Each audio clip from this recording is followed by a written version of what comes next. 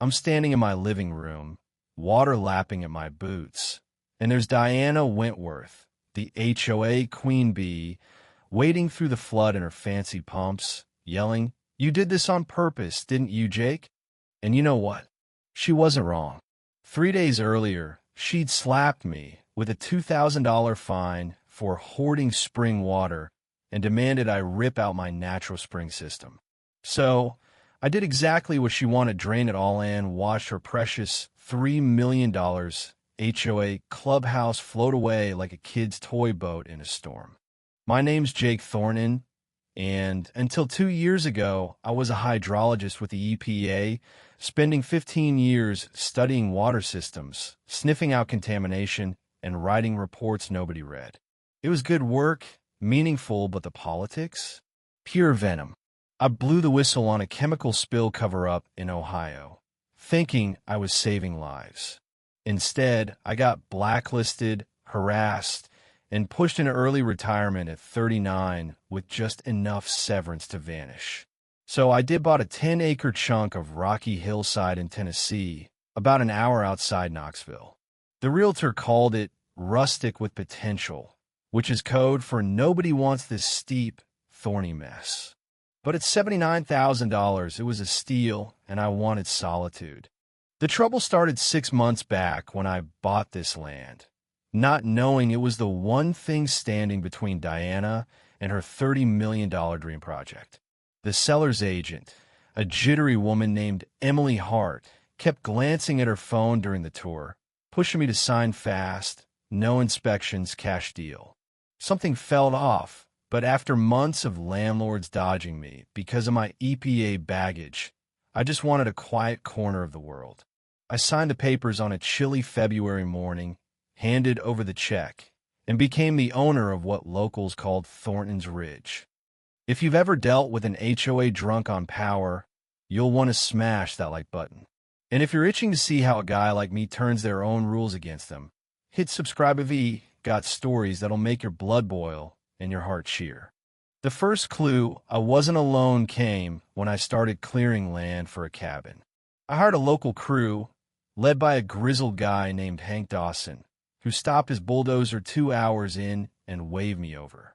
"You know about the water up here?" he said, pointing to wet, dark stone where clear water was bubbling up like a mountain stream. It wasn't Rhine, it was a spring, pure as anything I'd ever tasted, cold enough to make your teeth ache. My EPA brain kicked in. Limestone bedrock, natural filtration, steady flow even in dry weather. This was a gold minion aquifer-fed spring pumping out maybe 2,500 gallons a day. I had it tested 3 labs, same results. Perfect pH, 0 bacteria, better than any bottled stuff you'd pay $5 for at a gas station. So, I scrapped my original plans and built around the spring a small retention pond to catch the flow, with overflow channels to keep the natural drainage. Got all the county permits, had it inspected, everything legal and clean. For 3 months, I lived like a king in my off-grid cabin solar panels, wood stove, and endless spring water for drinking, cooking, even a hot shower when I felt fancy. My nearest neighbors were down in Willow Creek Estates, a ritzy HOA community half a mile downhill, their McMansions and pools glinting through the trees. The forest kept us worlds aparter, so I thought. Then, one muggy June morning, I hear a car struggling up my dirt road. A shiny black Lexus SUV pulls up, and out steps Diana Wentworth, looking like she walked off a Forbes cover-tailored blazer, heels clicking on gravel, clutching a leather folder and a tablet. She's all smiles, but the kind that makes your gut twist. "Mr. Thornton," she calls, striding toward my porch like she owns it. "I'm Diana, president of Willow Creek HOA. We need to talk about your water system. It's causing concerns downstream." I step outside, arms crossed. "I'm not in your HOA, Diana. My land's not even in your zip code." Her smile doesn't budge, but her eyes sharpen. "Of course, Jake, but water doesn't care about property lines. We're worried about environmental impacts, flood risks, ecosystem damage. She handed me a document, all official looking with the HOA logo, titled Watershed Compliance Request.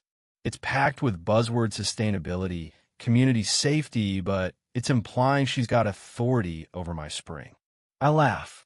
You're telling me my spring, cleaner than your tap water, is a problem?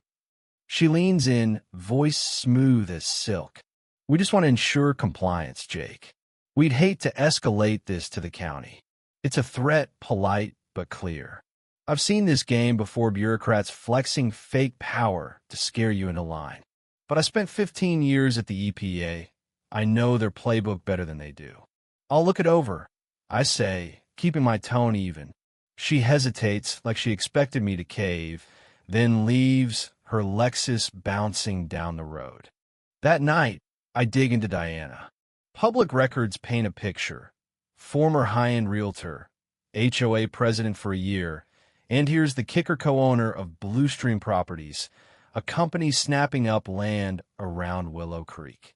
They bought 7 parcels in the last year, all dirt cheap, all of the watershed feeding my spring. The pattern screamed land grab. I went to their next HOA meeting, expecting a boring suburban gripe fest. Instead, Diana's up there with a PowerPoint straight out of a corporate pitch, maps, charts, talk of strategic water resource development. My property's smack in the middle of her maps, labeled critical watershed asset. She's not worried about the environment. She wants my spring to sell million-dollar homes. I knew I had to play smart. My deed came with water rights from 1902. Ironclad under federal law, my spring was protected as waters of the United States. Any move to mess with it would trigger EPA oversight, something Diana couldn't touch. I hired Sarah Coleman, an old EPA buddy turned environmental lawyer, who laughed when she saw Diana's document. This is regulatory bullying 101, she said. She's got no jurisdiction, but she's betting you'll fold under pressure. We sent Diana a response, water tests, legal briefs, federal citations, the works copy to the county, state, and EPA. Checkmate, I thought. Wrong. 2 days later, a certified letter arrives. A $2,000 fine for unauthorized water storage creating flood hazards. It's pure fiction. Me lands not in their HOA, and the county codes they cite don't exist. Sarah's eyes light up. This is fraud, Jake. She's impersonating regulatory authority, federal crime. But instead of running to the feds, Sarah says, let her dig her own grave. She's desperate. Sure enough, Diana ramps up. Fake inspectors show up, claiming to be from the county. Anonymous complaints flood every agency I've ever heard of. I catch guys with cameras staking out my spring, even survey equipment measuring my flow. It's not just harassment, it's a coordinated attack. Sarah and I dig deeper. Bluestream's parent company, Horizon Ventures, has a $50 million project in the works. Crestview Springs, a luxury subdivision promising exclusive natural spring water for homes starting at $3 million. It's all riding on my spring, and their timeline's tight, 90 days to secure water rights or investors pull out. Then, Diana makes her fatal move.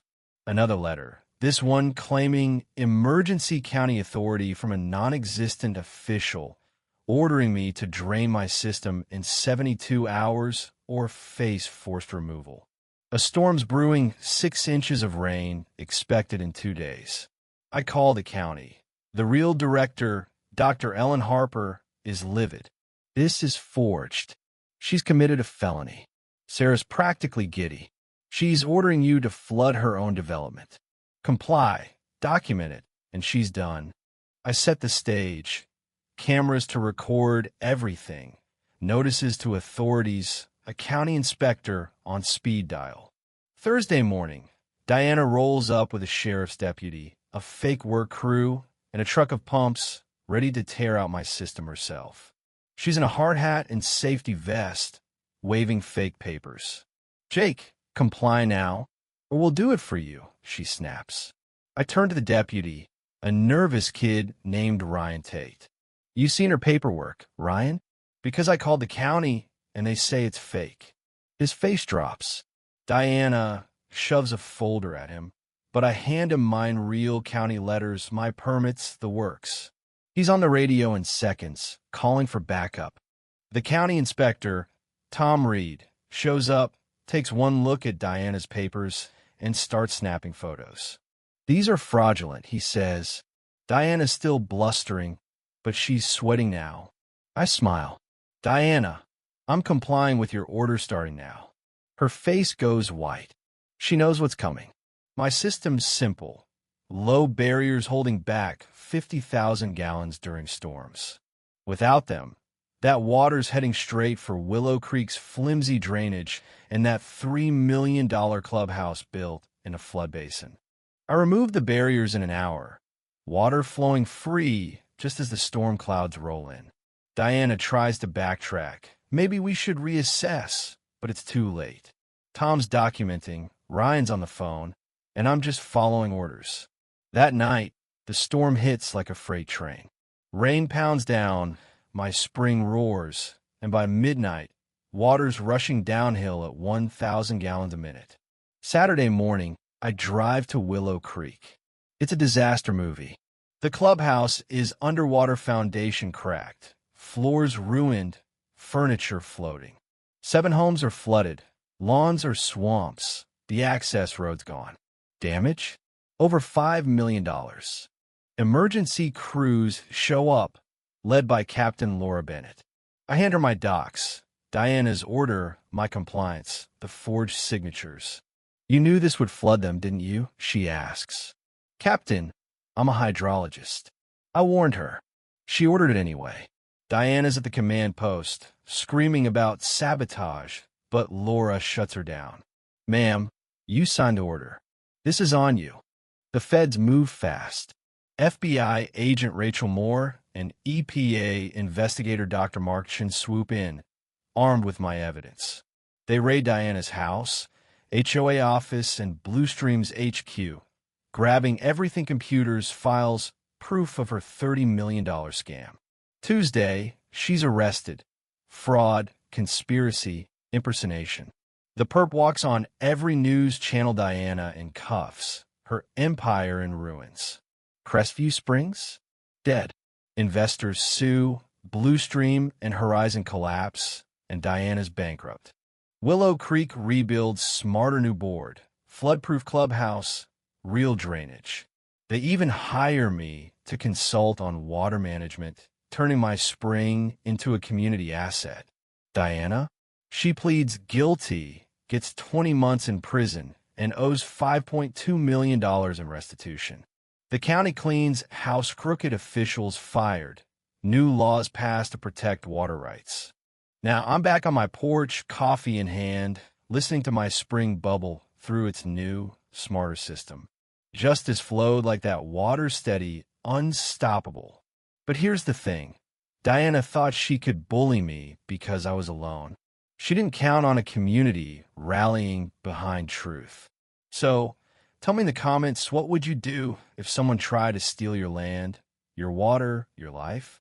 Would you fight like I did, or is there another way? Drop your thoughts.